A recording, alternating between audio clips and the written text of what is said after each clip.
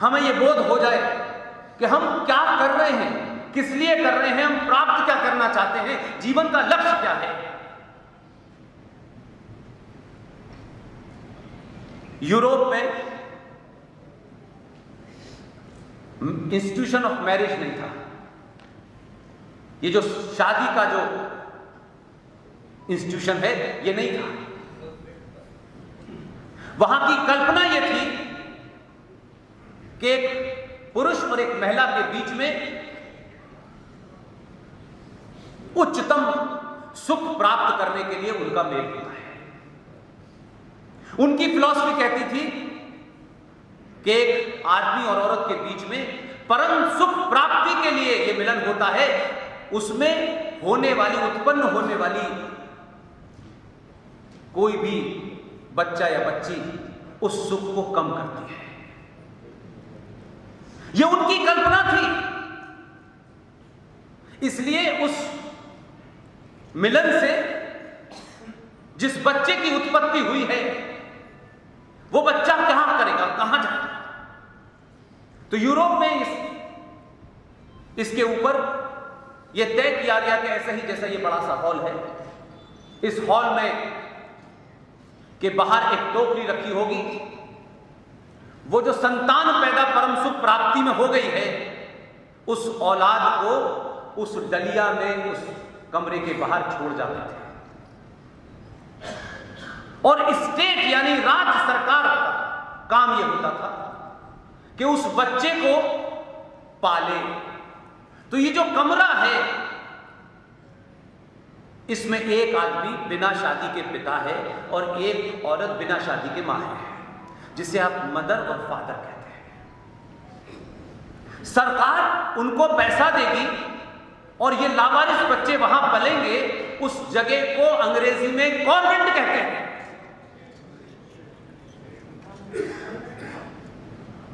लेकिन हमारे यहां ज्ञान की देवी सरस्वती को इससे ज्यादा बड़ी क्या गाली हो सकती है। उसके नाम के साथ लावारिस नाजायज बच्चों के पैदा होने वाली जगह का नाम जोड़ दिया। वो कंसेप्ट ही नहीं था, आपके यहां कंसेप्ट ही अलग था। आप अपने यहां के इतिहास को न पढ़े तो भी 1800 की दौर की बात है, मैकॉले ने जो भाषण दिए हैं इंग्लैंड के अंदर, वहां की पार्लियामेंट में, आज तो आपके पास सब कुछ है। कोई ऐसी चीज नहीं है जो आपके हाथ में ना हो। आप सेकंडों में सब कुछ देख सकते हैं। उस मैकॉले के भाषण पढ़ लीजिए, क्या क्या इंस्ट्रक्शन दिए गए, क्या क्या उससे पूछा गया। उसने चिट्ठी लिखी अपने पिताजी को यहां के बारे में कि भारत में एक भी आदमी अनपढ़ नहीं है और भूखा नहीं है। पूरा विचार किया और उसके बाद कहा कि जो भारत का ये सिस्टम है, जो किसी सरकार ने तय नहीं किया था, इस सिस्टम को तोड़ो। और उस सिस्टम का नाम था गुरुकुल। आज कहीं गुरुकुल नाम का शब्द ढूंढे से नहीं मिलता है।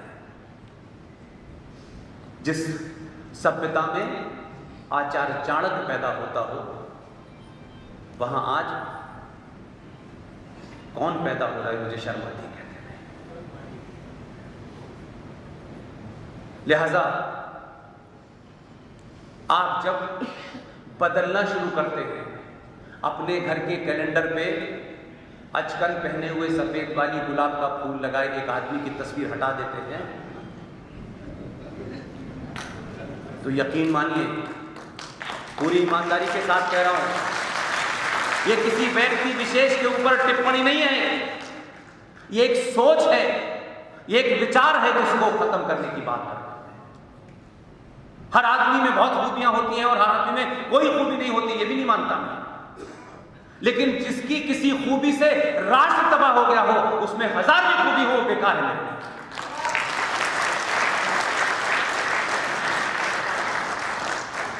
हमारे देश में कभी किसी ने सवाल नहीं उठाया, नेताजी सुभाष चंद्र बोस कौन थे भाई? उसका कसूर क्या था? सावरकर का क्या कसूर था? छत्रपति शिवाजी का क्या कसूर था जो इस देश की आजाद भारत की सरकार ने एक फ्रॉड ये बात कोई भारत में कहेगा नहीं, बड़े अपॉलिस्टिक लोग हैं, लेकिन तथ्यों के साथ कहते रहिए, जगह जगह गांव गांव ये बात पहुंच रही है। एक शख्स मक्का में पैदा हुए, वालिदा उनकी मां मक्का की नहीं थी, 1888 में पैदा हो गए, 1902 में भारत आ गए और इतने महान, न स्कूल गए, न कॉलेज गए, न विश्वविद्यालय गए। और उस दौर में, इसलिए मैंने कहा कि उस दौर के जो विजनरी लोग थे वो कितने समझदार थे, क्योंकि उनको विजनरी रहना था तो चारों तरफ मूर्खों को बिठा के रखा। डॉक्टर राजेंद्र प्रसाद मौजूद थे, राधा कृष्ण जैसे लोग मौजूद थे, जिनके नाम पे आज 5 सितंबर को आप टीचर्स डे मनाते हैं। इतने काबिल लोगों को भारत का शिक्षा मंत्री नहीं बनाया, लेकिन मक्का में पैदा होने वाले एक मूर्ख आदमी को, जो ना स्कूल गया, ना कॉलेज गया, ना विश्वविद्यालय गया, उस मौलाना आजाद को भारत का 10 साल शिक्षा मंत्री बनाया। 10 साल शिक्षा मंत्री। किसी ने पूछा नहीं भी डिग्री कहां है, लेकिन हमें अपने आदमी के बारे में सवाल पूछने में बहुत मजा आता है। शायद ये डर है या कुंठा है कि हम अपने आदमी को गाली देंगे तो हमारा कुछ नहीं बिगाड़ सकता, दूसरे पे सवाल करेंगे तो हो सकता है हमें कुछ नुकसान हो जाए। ये बीमारी अपने अंदर से निकालते हैं। कौन शिक्षा मंत्री बना अभी हमारे यहां? लोगों ने उसकी डिग्री पता करने की कोशिश की, इसकी डिग्री क्या है। इस दौर में 14 से के बाद की बात कर रहा हूं, अगर सबसे बेहतरीन कोई शिक्षा मंत्री थी तो एक लेडी थी जिसने जबरदस्त किया, लेकिन क्योंकि हमें यह अच्छा नहीं लग रहा, हम इतने सैडिस्ट लोग हैं कि वो जो काम कर रही थी उस पर हमने उसकी गुणवत्ता नहीं नापी। हमने डिग्री उसका ढूंढ के, इसने बीए यहां से किया है, वहां से नहीं किया। अरे भाई, मतलब इसने जहां से भी किया है, किया तो है, उन्होंने तो कुछ नहीं किया था। 72 साल में 30 साल तक इस देश के शिक्षा मंत्री मुसलमान रहे। 30 साल तक एक से एक कलाकार था, और उन्हीं के दौर में यह इतिहास लिखा गया, उन्हीं ने लोगों को तय किया कि कौन इतिहास लिखेगा। इसलिए उस इतिहास में लिखा गया, Shivaji was a mountain rat, Shivaji एक पहाड़ी चूहा था। यह पढ़ा गया है, मैंने पढ़ा है, और मेरा तो वो आदमी उस्ताद भी रहा है, जीवित है, जिसने ये लिखा था।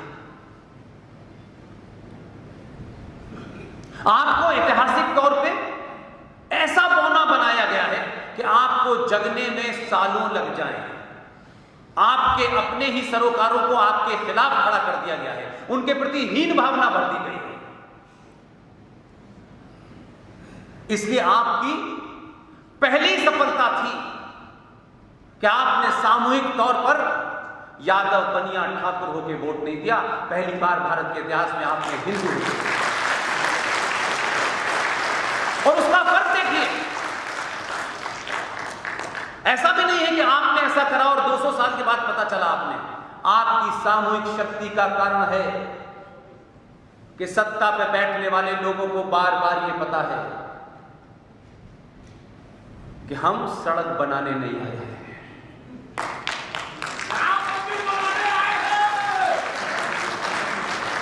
ये सड़कें, ये हवाई जहाज, ये विकास वीर सिंह चौहान नाम का विकास बहुत सालों से हो रहा है, और आपका दबाव है। इसलिए इस पूरी राजनीति में एक ही पड़ाव महत्वपूर्ण मानता हूं, जिससे मैं मानता हूं कि हजारों साल के बाद सनातनी बदल गया है। 2014 में लोग कहते थे कि ये शायद कुछ जुमलेबाजी से हो गया है, लेकिन 2019 में आपने कहा हमारा काम करोगे तो जीवन भर सत्ता में रखोगे। ये दबाव इतना था, ये दबाव इतना था, इसलिए मैंने कहा कि कम से कम अपनी सामूहिक शक्ति को बनाए रखिए अगले 500 साल तक। जो भी आएगा, पब्लिकली कहता हूं कि अगर भारत की सत्ता पे मुस्लिम लीग का भी अध्यक्ष आ गया तो आपका दबाव होगा कि पहले वो आपका काम करेगा, किसी और का नहीं करेगा। ये दबाव परमानेंट होना चाहिए, ये नहीं होना चाहिए कि यही होंगे तो हम ऐसा करेंगे। दबाव आपको अपनों पे ज्यादा इसलिए बनाना है क्योंकि आपको ये एहसास करा